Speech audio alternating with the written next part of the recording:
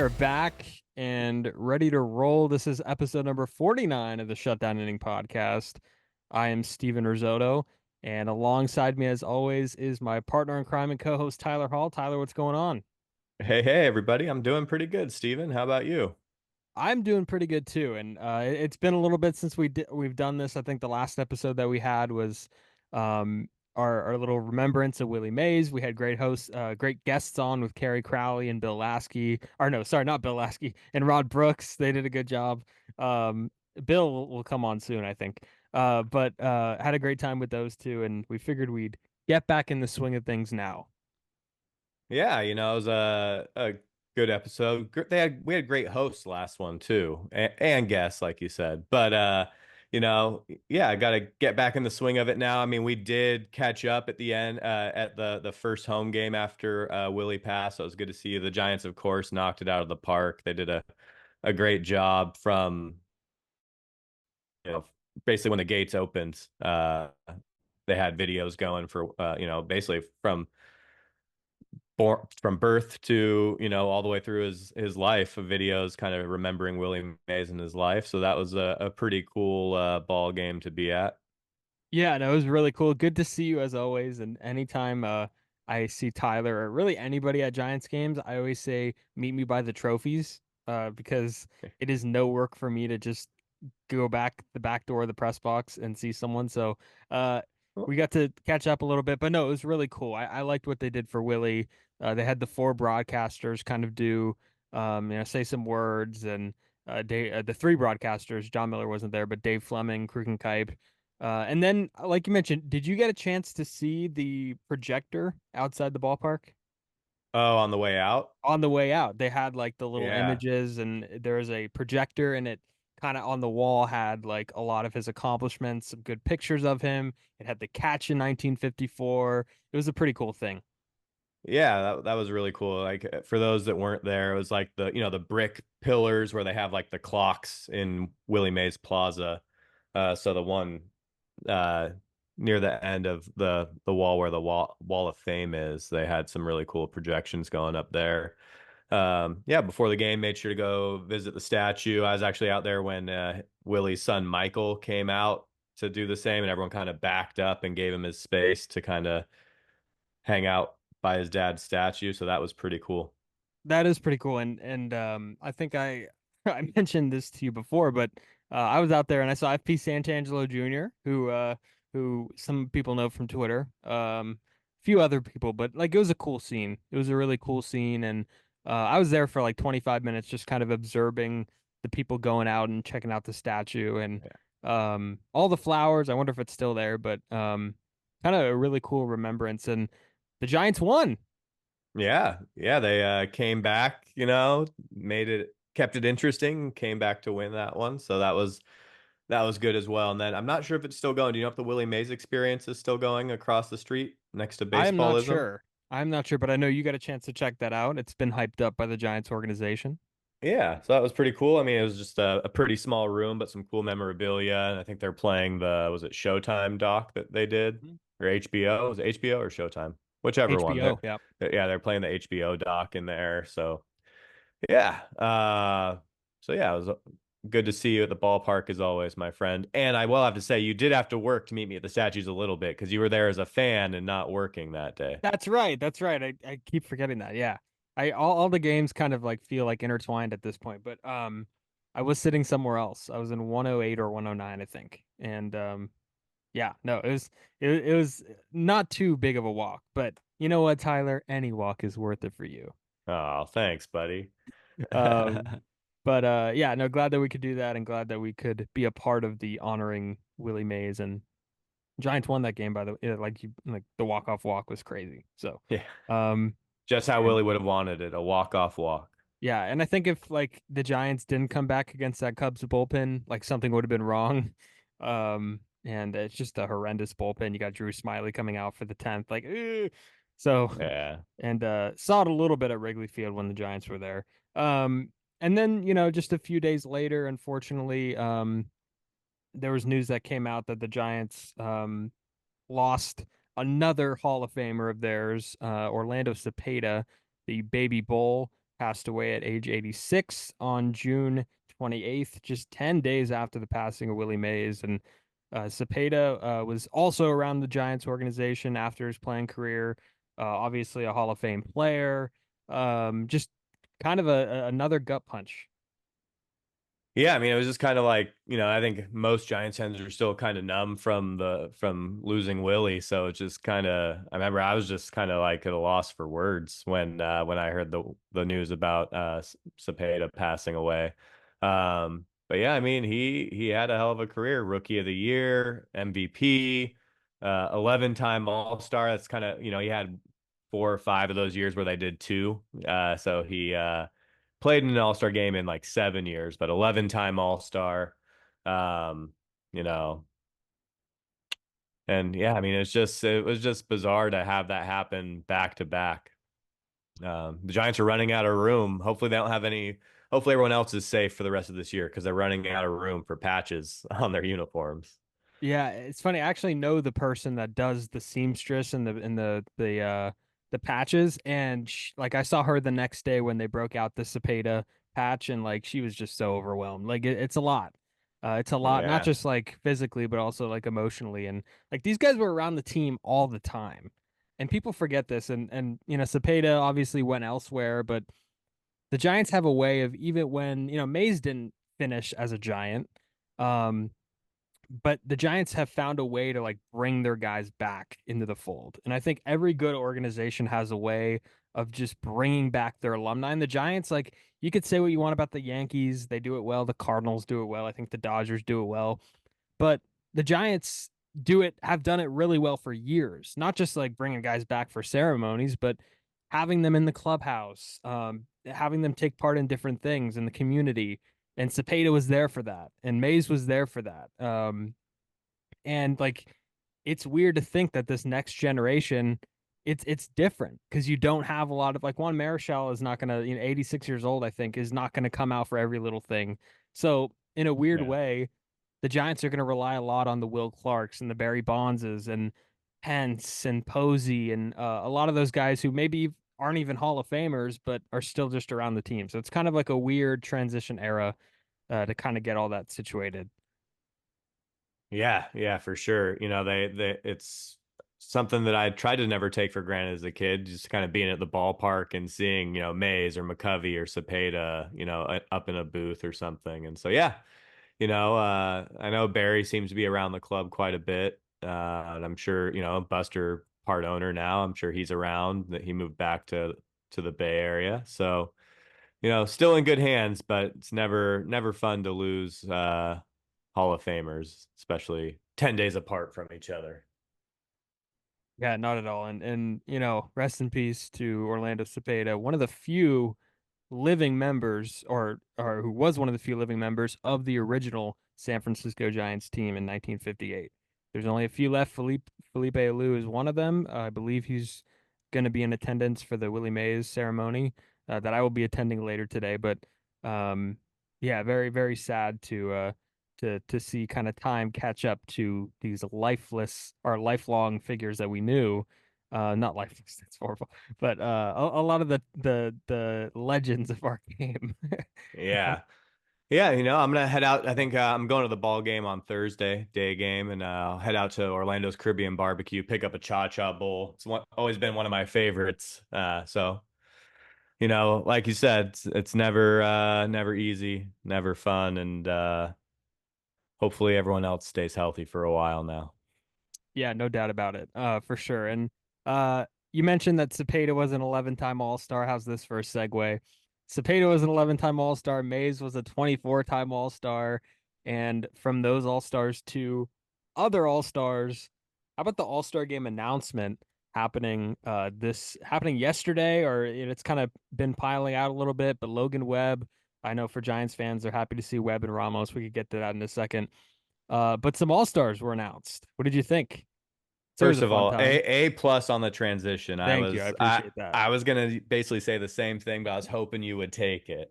But yeah, it's really cool. It's always kind of interesting to see.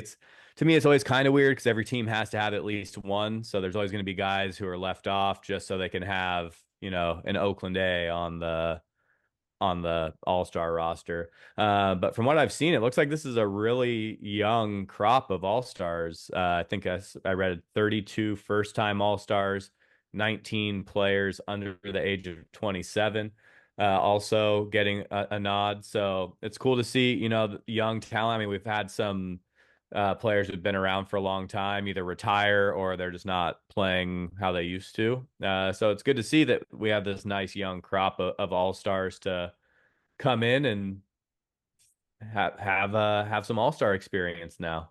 There's not many old guys in the league in general. Like I think the oldest player in the league right now is Justin Turner, and he's 39. So this is like the first year without a 40-year-old.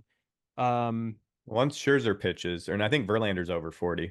oh, that's right. Yeah. So I don't know where I saw that stat because it's wrong. He might be the oldest position Maybe player. the oldest position player. I gotta recheck that. Look at me spreading false info here on the shutdown inning. But yeah, no, that there's always going to be some snubs, and it's really cool when you see the first timers.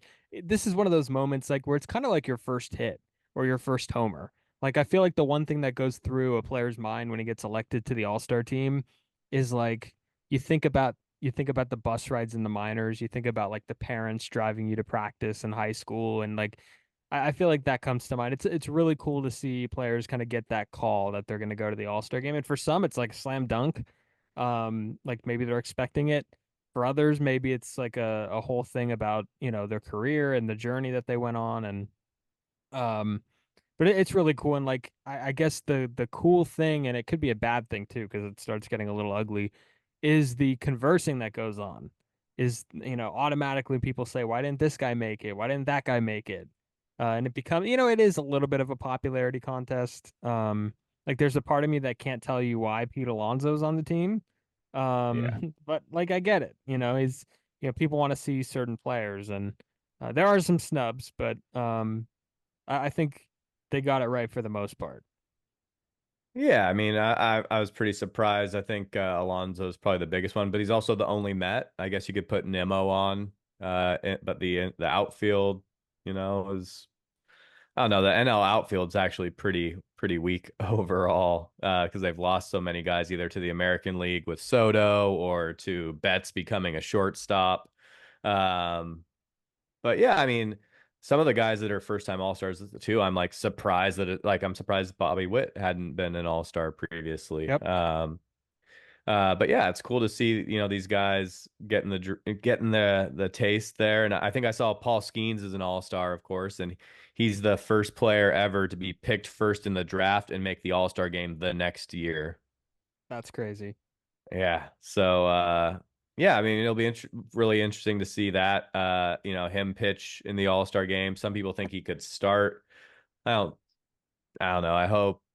I, I feel like he's a little green to get the start. He didn't even start the year with Pittsburgh, so hopefully it goes to someone who's been there up for the whole year. But he'll definitely be pitching in that game, and it'll be fun to watch. He's must see. I mean, he might not throw a pitch under 100.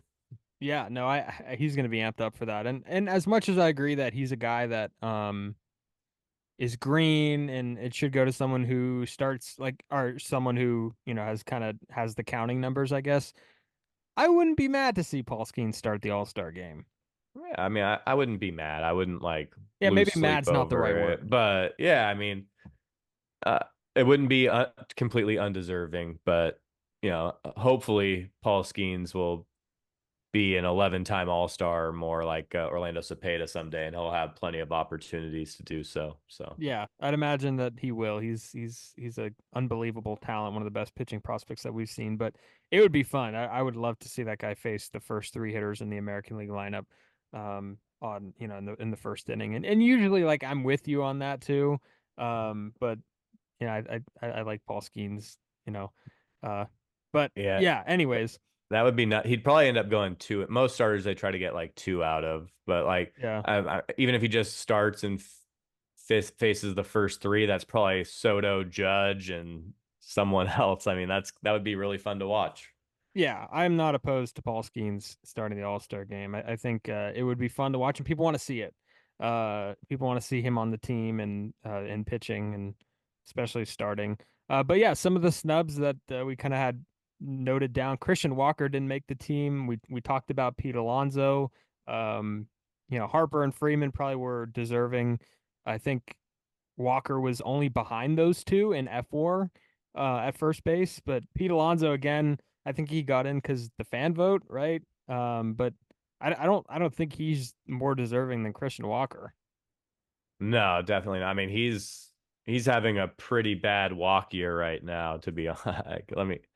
I gotta pull up the baseball reference, but I know he's not. I mean, 18 home runs, nice, but he's hitting 243, on base percentage of 325. So yeah, he's not performing where we're used to seeing him perform.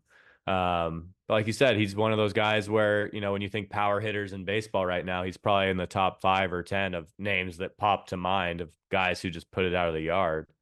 So I could see why baseball would want him to be there. And I know we'll talk about the home run derby in a minute, but he'll be in that. He's kind of like the older statesman of the home run derby now. I think this is his fifth or sixth derby in a row that he'll be in. So they probably wanted to make sure that he would participate in that as well. So, Yeah, no and one doubt. thing And you never know, some of these snubs might still get in because guys get hurt, guys pull out. Teams try to be careful with their best players who are the guys playing in this All Star game. So I was just about to say that. There's a lot of stress from fan bases about their guys not getting in. I'm seeing it with Stone from the Dodgers. I'm seeing it with Jake Irvin from the Nationals. I am seeing it everywhere. But stuff happens. Stuff happens. And these guys eventually get in because somebody pitched on the Sunday or somebody pitched, on the Monday or yeah, the Sunday, I guess is the last day. But stuff happens. Guys won't be available. Some guys, are just taking the time off. It happens. And I think people need to like really relax because a lot of the snubs you're hearing about in the All-Star game will eventually end up getting onto the team. It's just a matter of logistics, could a guy pitch or not, all of that fun stuff. But yeah, Bryce Terang is another one who was left off. I think Christian Yelich and William Contreras were the only two representatives for the Brewers. Um, I've seen a lot of people rally for Brandon Nimmo too for the Mets. He's in the top 10 and weighted runs created plus F4 for outfielders. He could be an injury replacement guy. Yeah, I think you have down here Anthony Santander. I can't say his name. I can never. But he's up there too. 22 homers, 23 homers. Sorry. So there's a bunch of guys that are deserved. Joe Ryan has been amazing this year too. yeah. St. Mary's guy, I think. Jake Irvin. Um, but I don't like making the case against a guy like Logan Webb. That's what I've been seeing a lot too. Ryan Walker, I mean, you could put his name in. There's a lot of guys that I'm looking at here that have had good years and aren't going to be on the team. Yeah, I mean, like you said, like, part of it, they have to fill the roster. They have to have a guy from every team. Guys are gonna miss the game for whatever reason. There's guys that are even on the roster right now that they know they're going to be on the injured list and they'll have to figure out their replacements anyway. So, and there's always going to, no matter where people have been like, oh, they need to make the rosters bigger. Wherever they cut off the roster, there's going to be the next one, two, three guys who people think should have been part of that now larger group. And these players, they don't want to go just to sit in the dugout. They want to play. And if you make the rosters too big, you'll have more guys not playing than they already have. So it is what it is. There's always going to be some guys who just miss wherever you end up putting the cutoff. So, Well, if it hopefully if they'll make another one if they don't get in this year. if it means anything, Tyler, I would want to go just to sit in the dugout. Yeah. I mean, to you and I, yes. So, yeah, to us, yeah, we can have a good time just being a fly on the wall. Right. Yeah, Well, that would be the shutdown inning will be the Bat Boys for the 2025 All-Star game. It's a that little would be soon for this one, sick. but What if we do the podcast from Arlington? let's go, man. Let's just hop in the car. We'll start driving now. We'll be there by next Tuesday. That would be an unbelievable road trip. That would be a lot of fun. Oh God. Uh, but yeah, so we'll see who ends up officially in. But as Steven mentioned earlier, Elliot Ramos, Logan Webb representing the San Francisco Giants for our mostly Northern California audience. So We'll talk about Ramos a little bit more in a little bit, but glad to see Webb, make it. He's having another solid year, number two in Cy Young last year, so definitely deserving for him as well. But the other big piece of All-Star Weekend is the home run derby, and I know there's some rule changes because they just can't leave things alone. Nope. So what's going on with the home run derby, Steven? What is going on with the home run derby? It's so confusing. Everything that is ever done to the home run derby is so confusing, and I hate it. But the rules have been altered a little bit. I think they're trying to get rid of some of the like pacing issues that there were. Everybody tries to speed stuff up at a certain time in the Derby. Um, so here's what is going to happen. This is a Buster only article.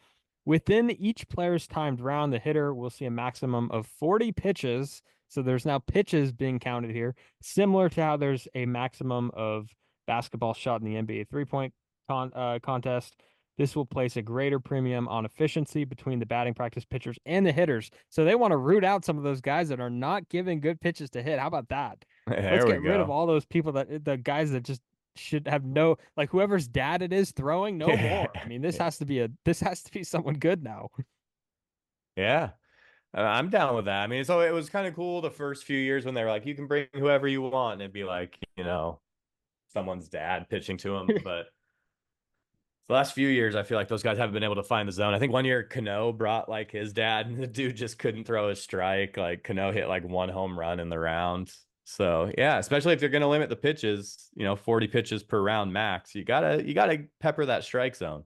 Yeah, and I mean those guys at the plate have to be so frustrated when it's just like you're not getting a pitch to hit and it's the home run derby. And like it's weird because 40 pitches and like for the 3-point contest, like that is a player thing, right? You don't have anybody like assisting you. The batting practice pitcher is 1,000% a part of this.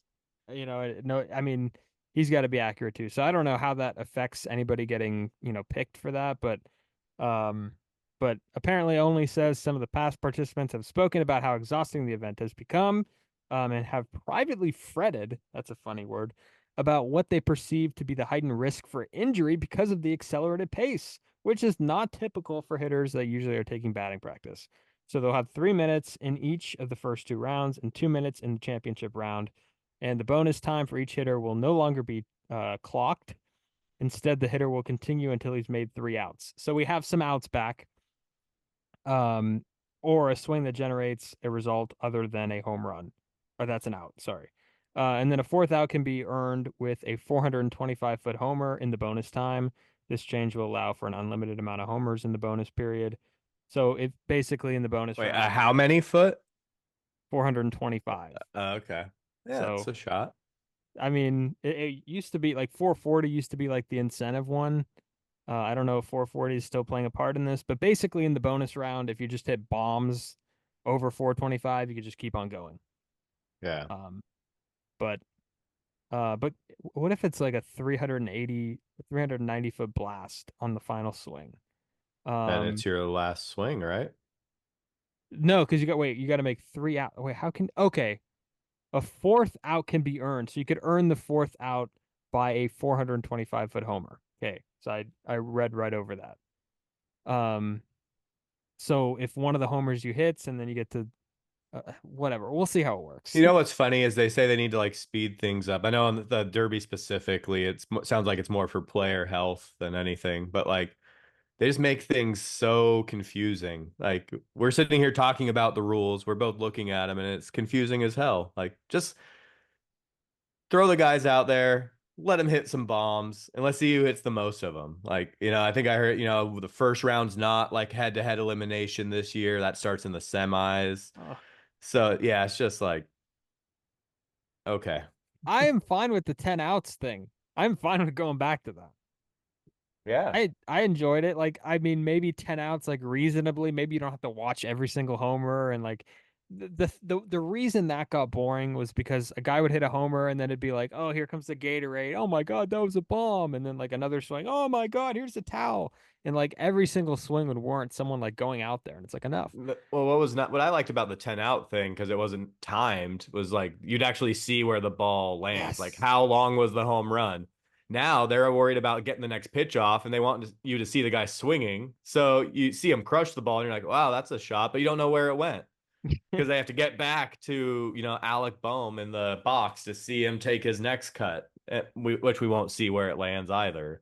So that's what I miss most probably about the non-timed derbies is you could actually see where these home runs were going. And that's the fun of the home run derby is watching these guys, hit bombs, chicks dig the long ball and, we're not seeing where the long balls are going. So Yep. Chicks did the long ball and I guess we could. You mentioned Bohm. He's one of the competitors for the Phillies. He will be competing in it alongside Bobby Witt Jr.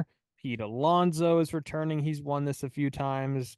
Gunnar Henderson of the Orioles and Marcelo Zuna of the Atlanta Braves, who's had a really good year.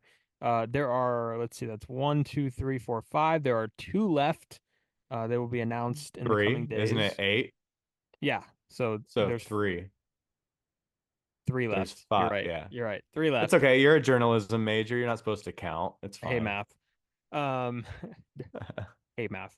But yeah, so we'll see. At the time of this recording, there might be more that put their hat in the ring. But I know some of the big names: Soto, Judge, Otani said no. Is I guess off script. Is there anybody that you would like to see participate? Oh man. I mean, the guys that you just mentioned would be cool, but I get why they wouldn't want to do it. Vladdy's always fun to watch in the Derby. Uh, have you ever seen Guerrero take batting practice? Vlad Jr.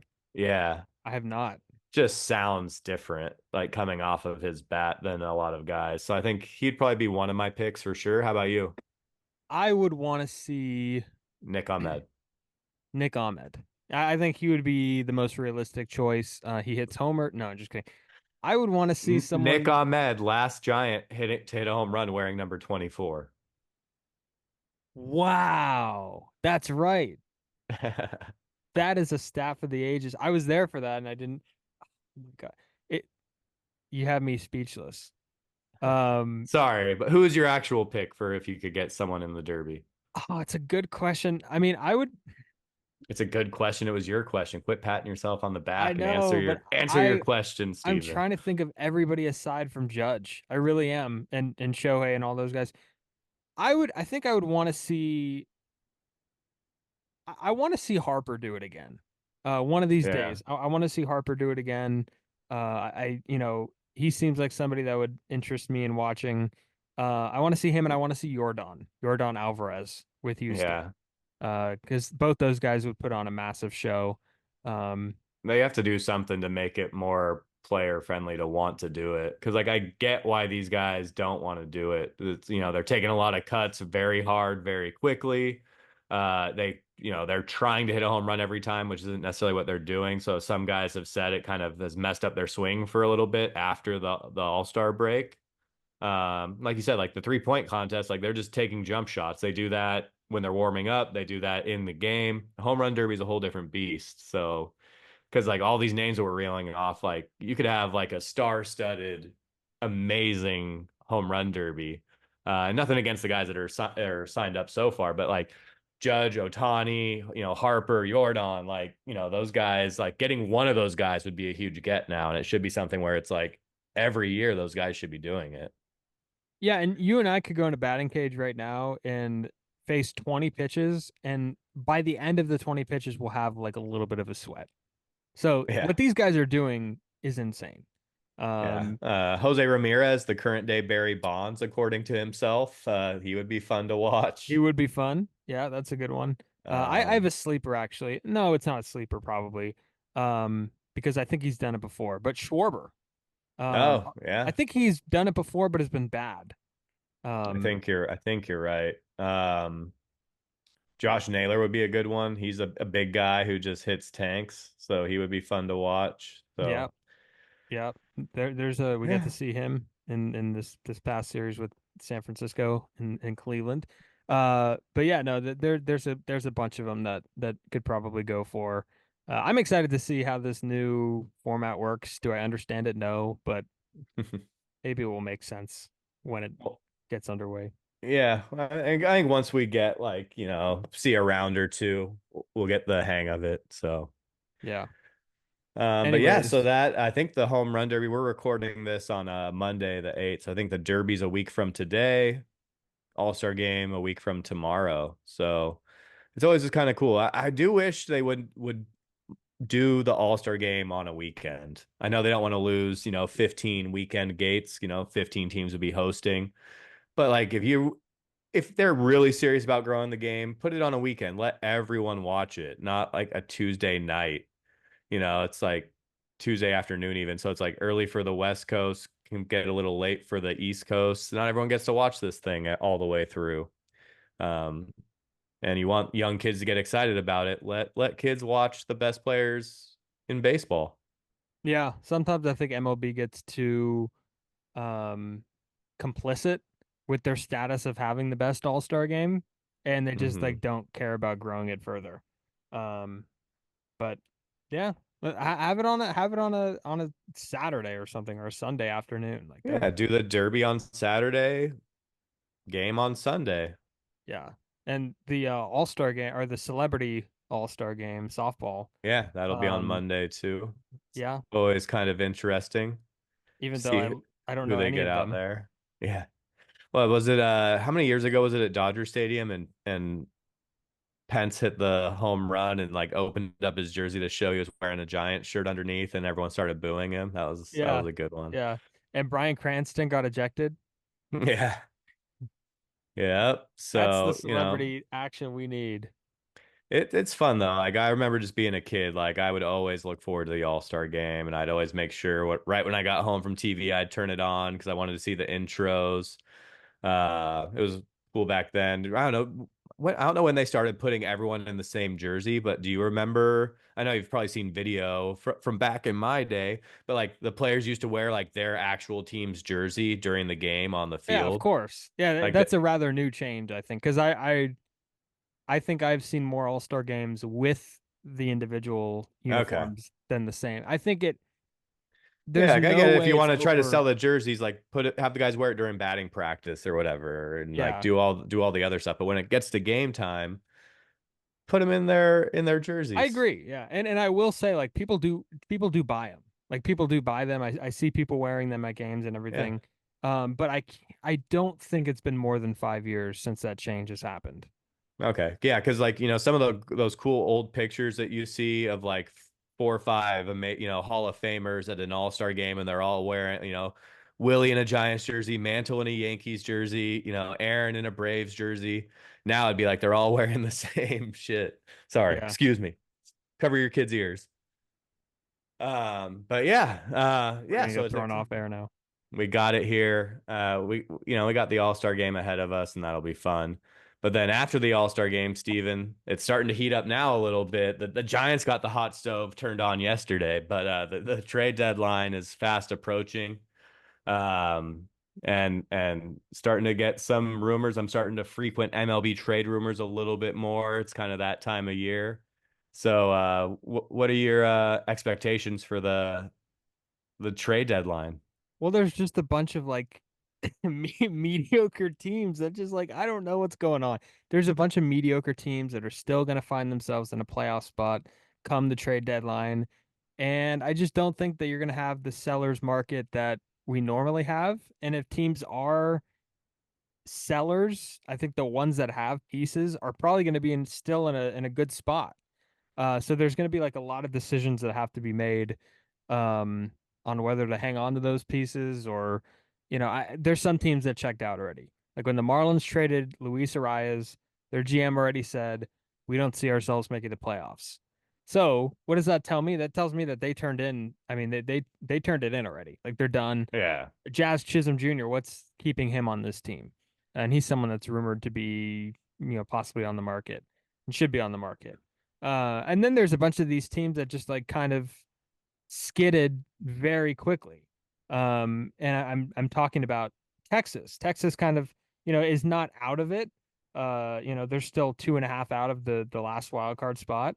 But they're being talked about as being possible sellers with a lot of their pitching that they have, and Evaldi and Scherzer and some of the bullpen guys they have. So it's all very confusing. I just don't know how much a lot of these teams would want to sell. If you do have the big pieces and it is a buyer's market, then maybe you do make a move. But I see a lot of these teams doing kind of both at the same time. Yeah, I mean, with all the playoff seeds now, all the, almost half of baseball makes the playoffs, and, at least three or four teams in each league are within striking distance of that last spot and miss. So you have, 20, 22 teams who, arguably think they have a shot at the playoffs. So that really, the last few trade deadlines have seemed to be pretty slow. And it's tough to be a buyer's market, really. I think it's always a seller's market at the trade deadline now because there's not as many teams selling and a lot more teams that may be interested in buying. So, yeah, maybe making it a little later would make more sense, but we'll see how it goes. I think this year it's Tuesday, July 30th, so about 3 weeks away. If Steven can open up his schedule, we'll probably do a trade deadline prediction show or reaction show or something like that. Yes, we'll definitely do that. My schedule is free. You've said that since you've graduated, and this is like our third episode. I know, I know. Don't hate me. Hey, next Um, episode is number 50. that's crazy. We got to do something for that one. Yeah, We got to do like a looking back type thing, looking back at the best moments of the show. yeah. We'll Yeah. teabag that segment. Never gonna live that one down. Um, Never.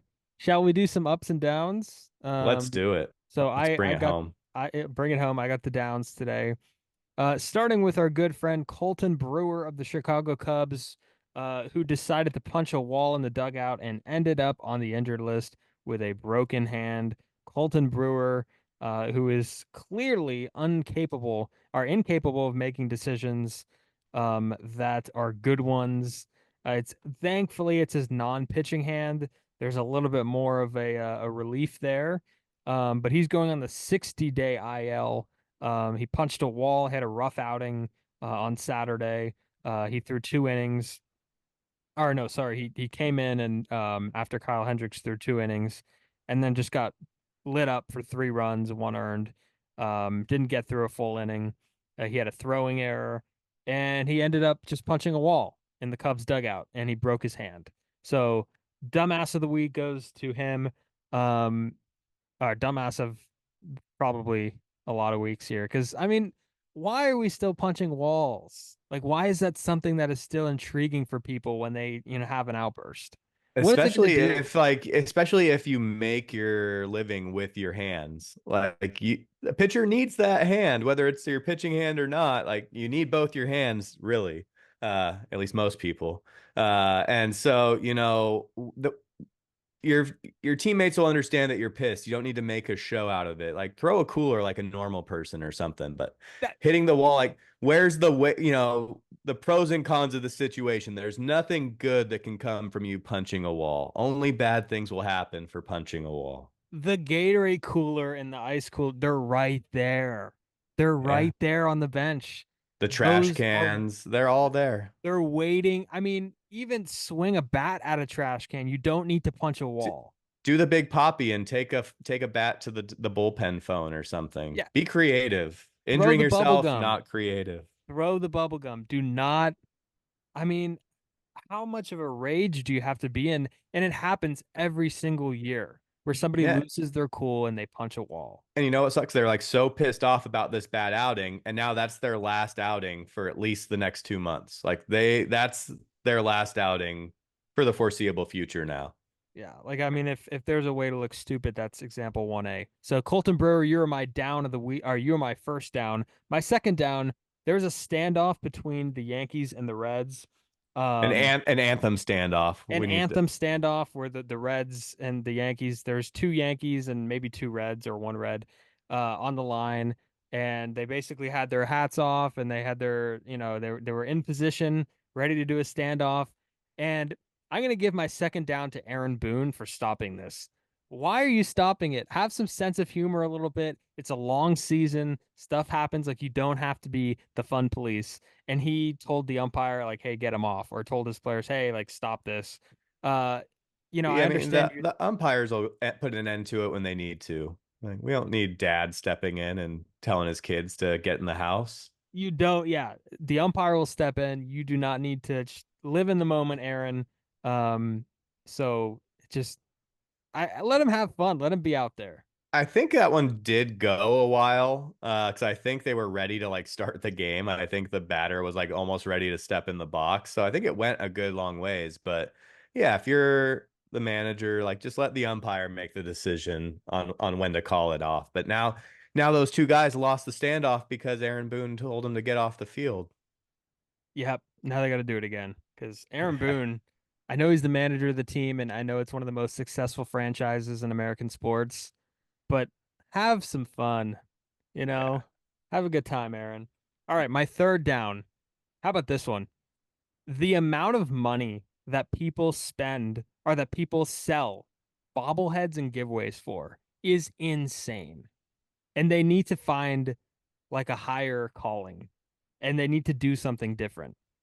Because if I'm walking up the Embarcadero and I see a Buster Posey bobblehead for $300 that was given out at a Giants game for free, I'm questioning the integrity of people. That's not a and like this George Costanza bobblehead. I am a Seinfeld fan. I love Seinfeld. Would have loved to get my hands on that George Costanza bobblehead. And now it's on eBay for $200. Yeah, like the cheapest one is like, oh, here's one for 170. It can be yours. And it's Well, the like, crazy part about that is it's an active bid. People are bidding on this. That's not like someone saying buy now for this much. So there's already 19 bids for the at 170 bucks for a Costanza bobblehead. now what if I go right now and put like 171? Like would that do it? Would I win that? Probably not. Let's But find out. no. I just graduated. I have some extra, extra funds. But that to me has got to be a down for this time around too because it's absurd. Like even like the non bobbleheads, like you're selling a Logan Webb Tiki mug, which I don't even think that one's come out yet, but I'm using it as an example for $80. Let's say you're selling it. I mean, damn, you really wish you were the first 25,000 people there because I other mean, than if that, like someone kind of get like if someone really wants it that bad and they didn't want to get a ticket and get down to the ballpark, that's and they really want that tiki mug, I guess, go for it. But I do think it sucks when like people go to get the giveaways just to sell them. Because it's never everyone that gets in the ballpark gets one. So if you don't want it, just there's a kid, that'll be the 20,000th and third, in the ballpark, and they're not going to get a bobblehead or a tiki mug or a fanny pack or whatever. Just pass the buck down, But no, I mean, you'll see, people will put these items for sale on the internet before the games even happen because they know that they're going to go camp out early and get these items. and that's another thing. When it says first 30,000 fans get like a bobblehead or something, you and I'm all for people getting to the ballpark early, but you do not need to haul ass to get to the ballpark. You are going, I promise you, I've seen it. I see it every single day. You will get the giveaway. You will get the giveaway. You don't need to worry about being late. I mean, I've the amount of people that show up in the second inning and still get a damn straw hat. I mean, you're going to get a giveaway. People just like they underestimate how many people are actually going to be at the game. On some of the weeknight games, I know the Giants don't do a lot on weeknight games for giveaways, but there's like 35,000 people there.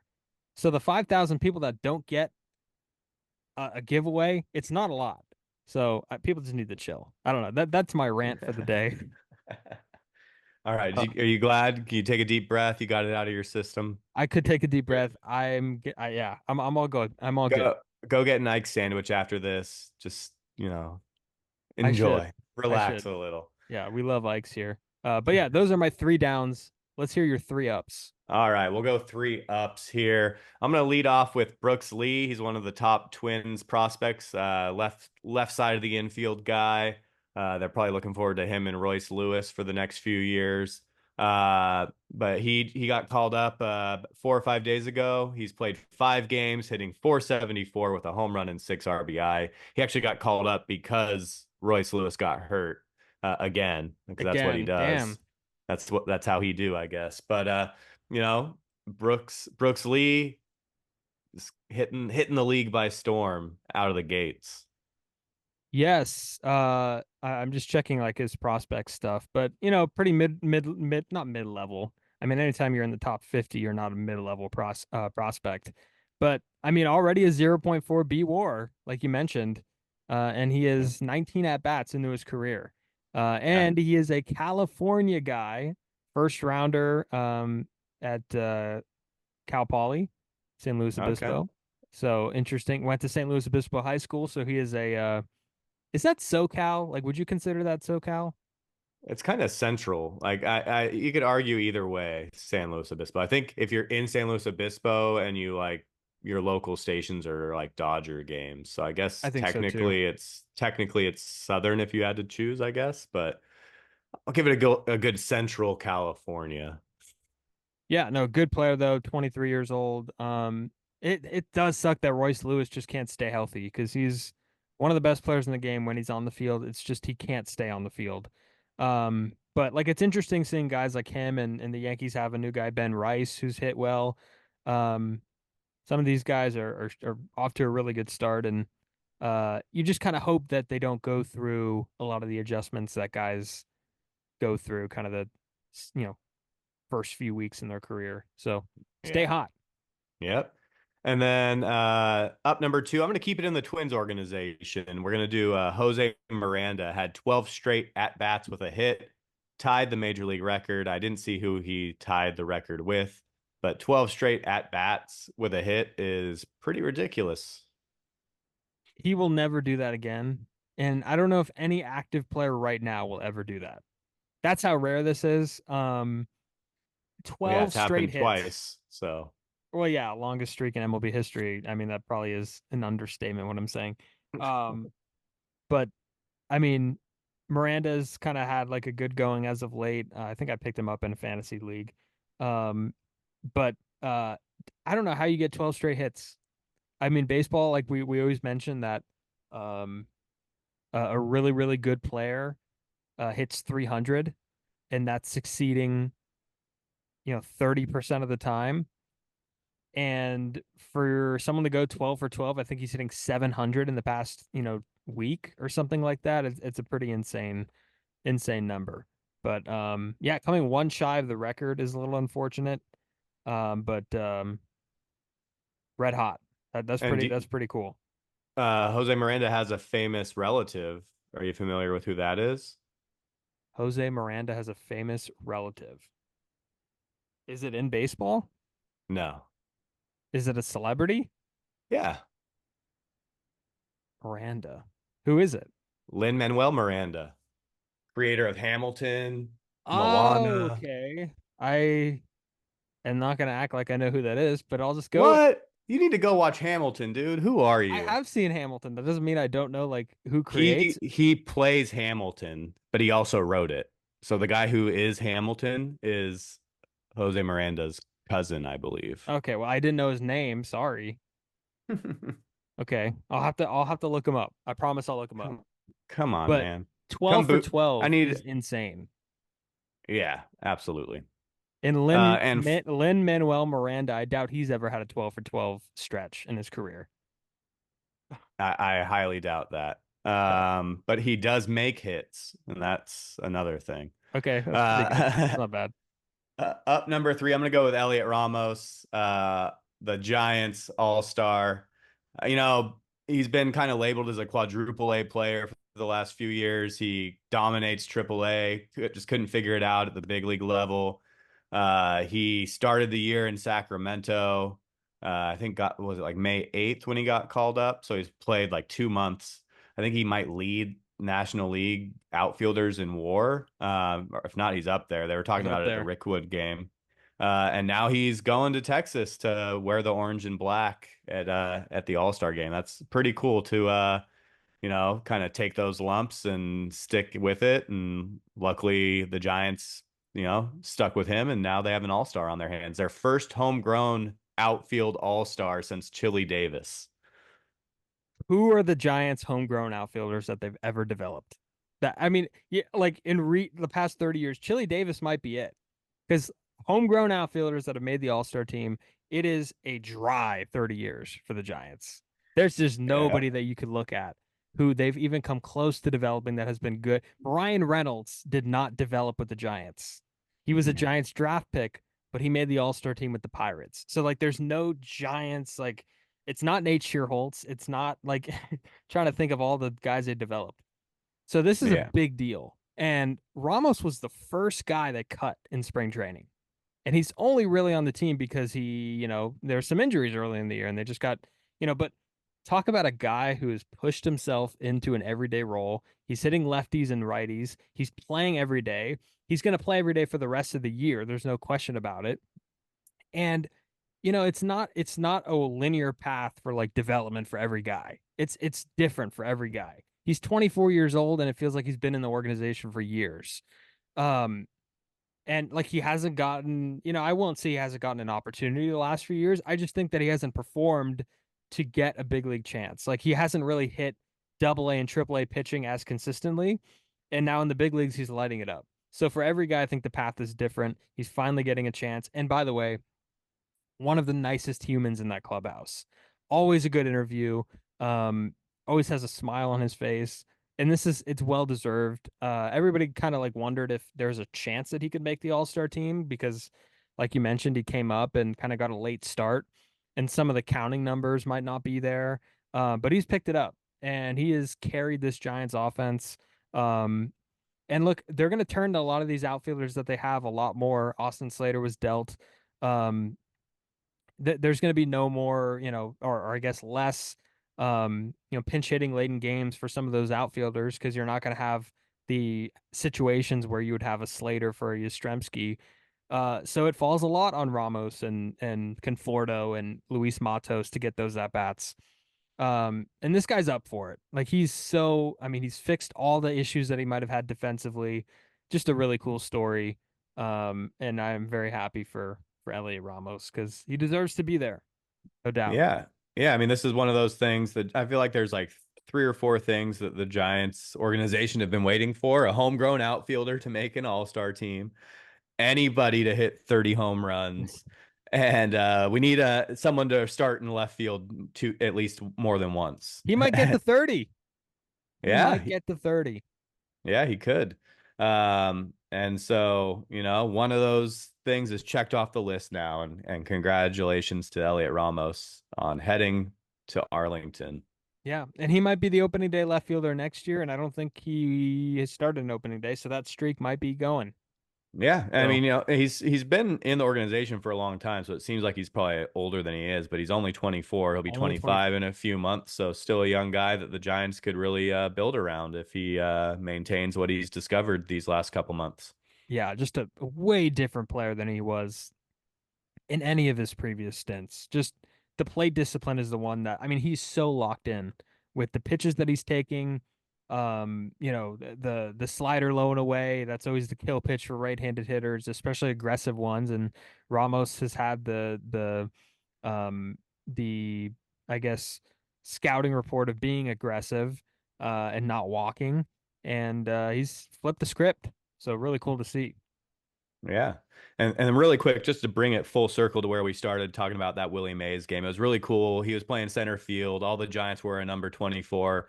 And it was probably what, the sixth or seventh inning. He made a catch running straight back towards center field. It wasn't the full over the shoulder, but like just to see the number 24 in orange and black facing the infield, running back to catch a fly ball in center field was pretty awesome too. He hit a home run at the Rickwood game wearing 24, playing the same center field that Willie did. So Elliot Ramos just brought this crowd to its feet.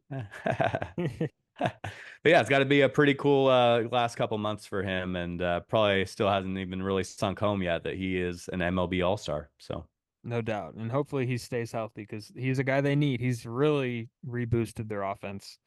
yeah, Yeah, no, really cool. Um, Well, I think we shut it down again. This is a quality episode.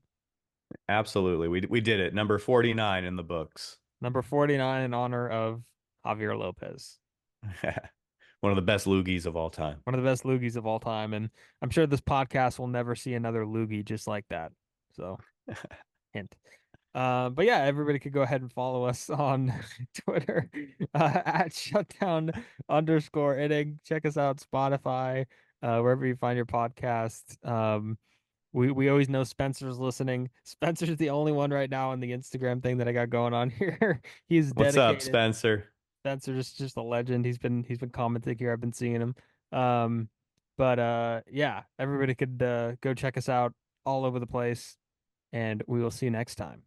That's what's up. Bye bye.